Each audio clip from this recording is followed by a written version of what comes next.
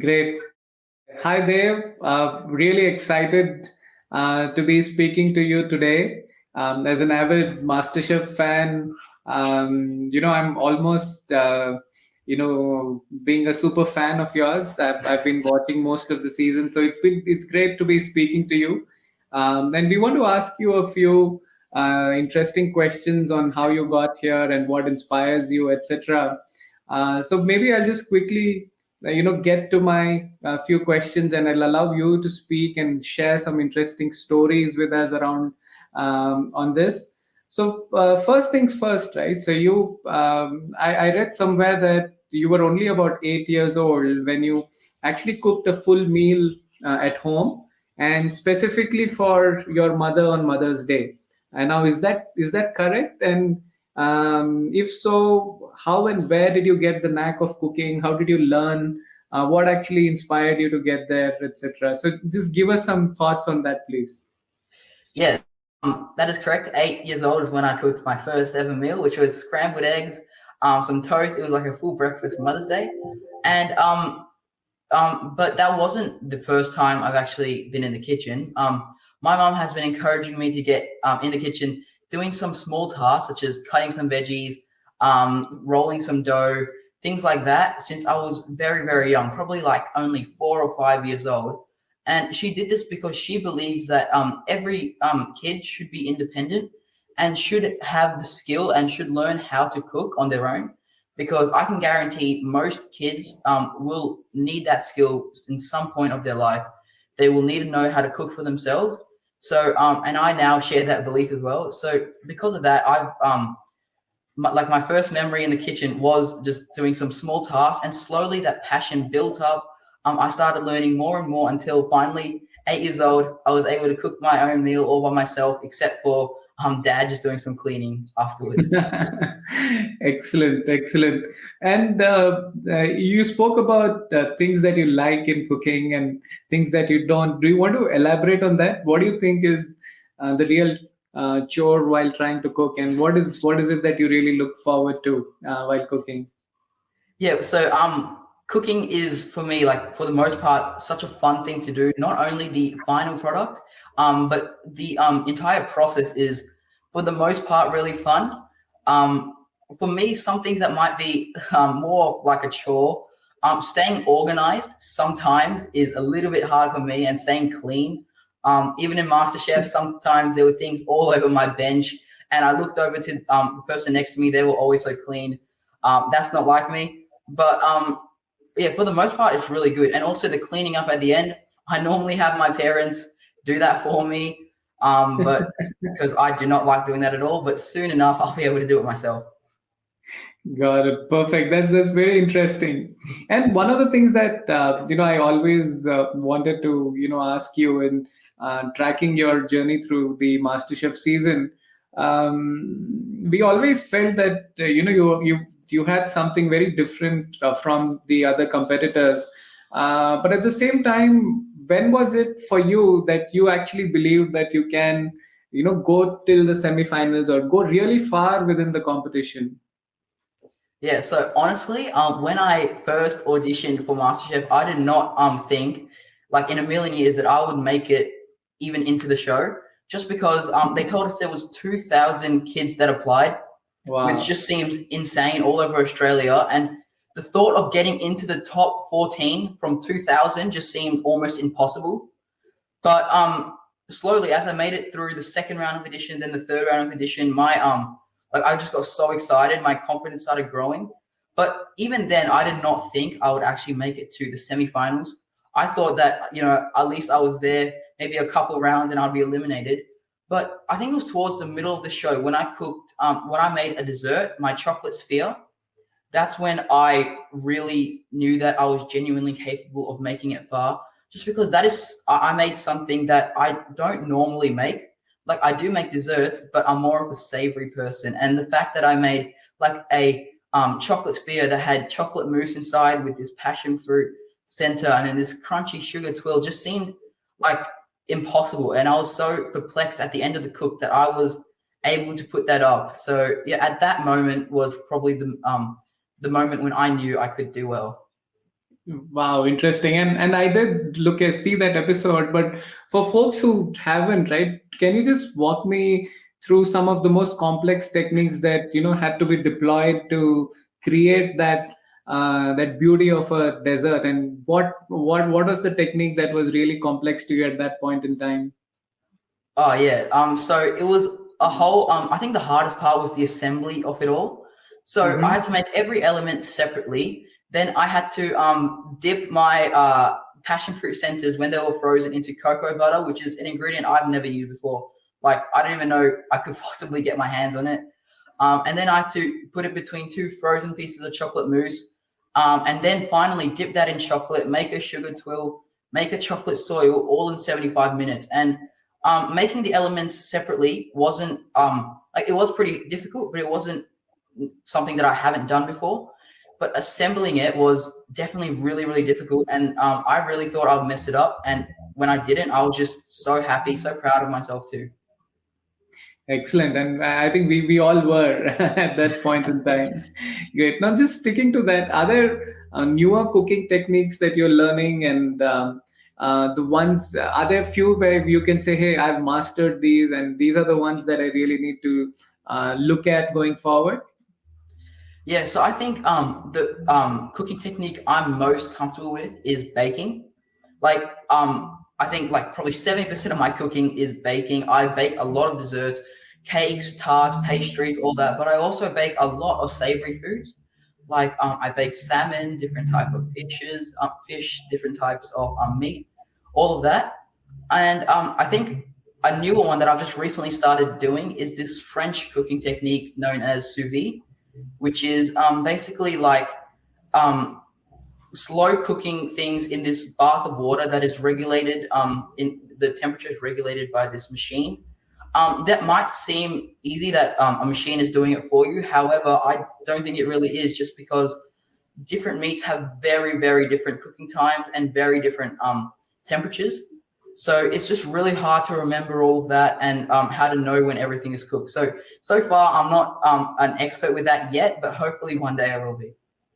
That's very interesting you say that, right? And in our normal lives, in the work that we do, there are many things that we know we can do, but to actually excel in some of them is very different and difficult. Do you think it's just a matter of experience? Because one of the theories that we have, and you seem to expound that theory, is you don't necessarily need 10 years or 20 years of just doing one thing repetitively to get great at it. So what are the other ways of doing it, right? Is there some science behind excelling faster than just by doing it multiple times? What do you think is that that differentiates somebody who's just good at something versus somebody who can reach, say, the semifinals of a Yeah. very intense competition? Yeah, so something I really like to do when I'm trying something new, I before I even like attempt to do it, I like to watch multiple different videos of people doing it. I Uh-huh. think at least for me, because I would say I'm more of a visual learner. I like to like when I'm watching a recipe, yeah, seeing a recipe. I like to watch a video of someone making it instead of just reading it. That way, I can get a better grasp on what it looks like and how to do it. So yeah, I do definitely recommend that before you try any technique, before you try to make anything, just watch a couple videos. You like get familiar with it, and that way you can definitely learn it a lot faster. And I do think practice is key. Just like with anything, with studies, practicing the same thing will get you better at it. So it doesn't have to be too many times. Just if you do it a couple times, one by one, just trying to get better and improving. That's definitely going to help you. And also the final thing, and I think this is the most important thing, is failure is the best way you can learn. So when you do mess up, and trust me, even now I make so many mistakes when trying things. Instead of giving up and just leaving what you're trying to do, learn from your mistakes, learn what went wrong, like if you overcooked it or undercooked it, and just give it another go. Like keep that in mind. And one day when you get it perfect, you're just going to be really, really happy. So that's my advice to anyone. Wow, that's very poignant that you made such interesting points, right? And again, if you were to just take it back to your MasterChef journey, I'm sure there were points where things did not go in your favor when the days were not good, and like you said, there were some failures. Can you talk to us about some of those, or at least one of those stories where you felt low, but you somehow managed to pick yourself back and bounce back very Yeah. soon? Yeah, so there were definitely some times in the kitchen. For example, one of my mystery boxes, I had to cook with a meat that I haven't really cooked with before, and Uh-huh. there was a point in time when I just knew my meat was undercooked, and that I can guarantee that most of the contestants have had a moment like that where they feel like they've messed up, they can't do anything to fix it, and there are two ways to go about solving that. You can either panic, you can break down, stop what you're doing, and that's just gonna make you bring up a really bad dish to the judges, or you can even if you might not be able to make the best dish, you should just keep going and try to do your best until the very end. And yeah, I really do think that is the most important thing when doing anything. Try not to panic when something goes wrong. Just try to excel until the very end. It might not be perfect, but again, failure is the key to learning. So you will learn from your mistakes and you'll do better next time. Wow, that's extremely mature, Dave. I hope the people listening and all of us can follow that as close to what you described it to be. The next one is, although we spoke about failure, but just going by at least my experience of most MasterChef seasons, I think by far you had the most generous compliments, comments coming in from judges. You could see that they really loved what you were doing and the food that you were preparing, etc. And for somebody at your age, having so many compliments thrown at you regularly, how do you deal with that, right? How do you still continue to be a kid? How do you still continue to want to excel at some of the things? What keeps you grounded, or who keeps you grounded? Yeah, so I want to give all the credit for that to my parents. They have, like, the person I am today is thanks to them. They have taught me since a very young age the value of humility and thankfulness, and I still have that with me now. I am genuinely really humbled by the feedback the judges give me, and the opportunities that I am given is just insane. That I'm like getting all that, and I'm just so thankful for everything. So I really am like, my parents, they are amazing people, and I just couldn't be happier. So yeah. Perfect. So one of the things that it's interesting what almost a stressful but at the same time a great journey like MasterChef puts you through. It's a lot about just learning more about yourself. Dave, can you talk to me a little on what was some of the things that you learned about yourselves that you never thought were there within you before getting into the competition? So one of the biggest things I think I learned of MasterChef that not only will help me with my cooking, but general life skills is time management. So normally when I'm cooking at home, I'm not pressured by time at all. I'm just doing it for fun, having a good time, like feeding my family, just happy. But the first cook in MasterChef might have been the most nerve-wracking experience I've ever had, just because I had 75 minutes to put up a dish, and on paper that might seem like quite a bit of time, but the time went so unbelievably fast in the kitchen, which, like, I didn't even believe it was possible. But the fact that I was able to manage my time and that skill slowly improved over time in the kitchen, now has given me the skill that even when I'm cooking, I can cook really fast while staying organized and everything. And even in life, I know how to manage my time in order to get the most things done in a short amount of time. So I'm really thankful for that. Interesting. So nowadays, when you learn or you cook something, do you kind of time yourself almost every time, or you do it only certain times when you're looking to practice for some competition, etc.? I don't do it all the time, but I definitely do it sometimes, just to I guess maintain that skill. Because like I said before, practice is key. Even with a skill like this, just so I can improve. It's not necessarily practicing for anything, like in a competition or anything, just for myself, because I do believe it's a really good skill to have. Interesting. And they've couple of things, right? I mean, you have to manage your studies. You have to progress in your cooking skills, learn new techniques, etc. So how do you kind of de-stress? What is it that you do to de-stress, especially in the pandemic times, right? You can't really go freely speak and meet many of your friends, etc. What is it that you do to recuperate and get back with high energy? Yeah, so we definitely are in a really tough time at the moment with the pandemic. I really dislike it and having to stay home, but I do have a couple ways to stay I guess stay happy, stay energetic. So after a long day, if I am feeling like it and it's a good weather, I do love to go on bike rides with my brother or even by myself with some music on. That's just something that helps me stay centered. And yeah, for me, cooking is just honestly a really calming thing to do. For some people, it obviously might be different.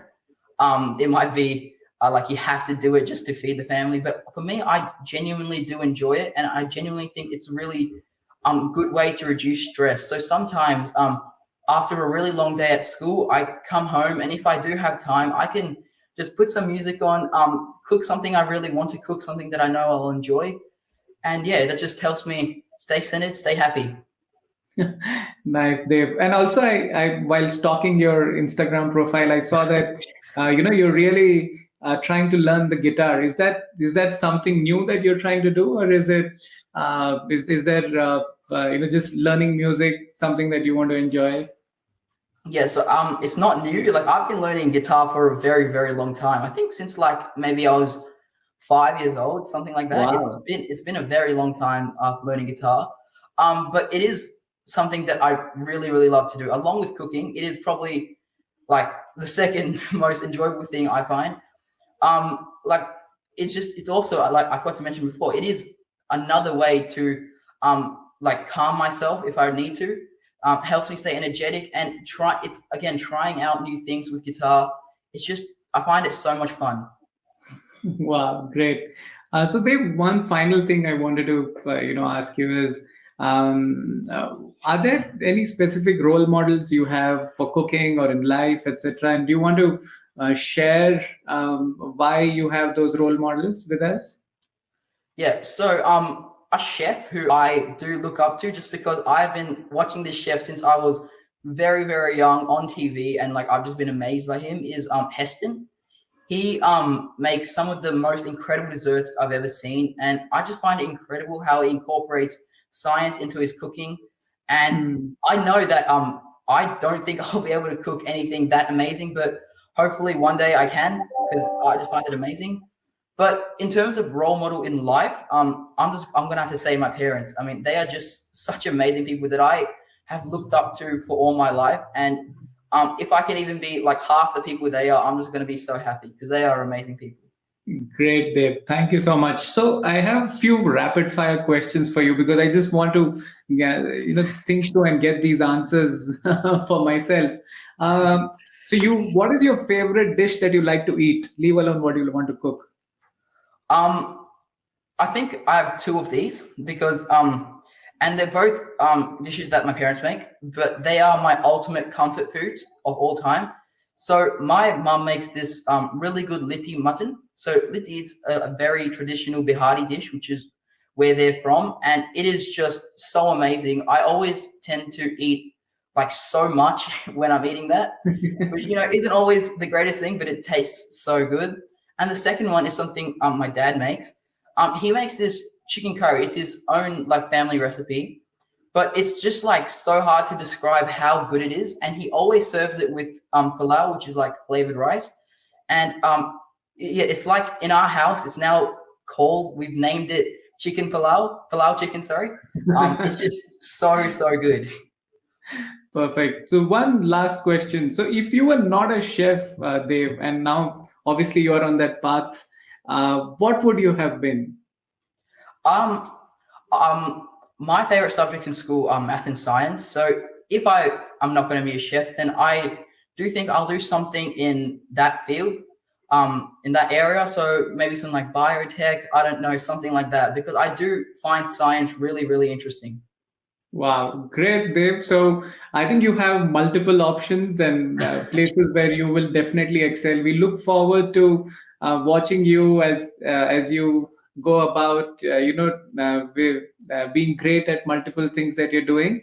Thank you so much, Dev. I really enjoyed my session, and I'm sure the audience will too. Thank you so much, Dev. Thank you for having me.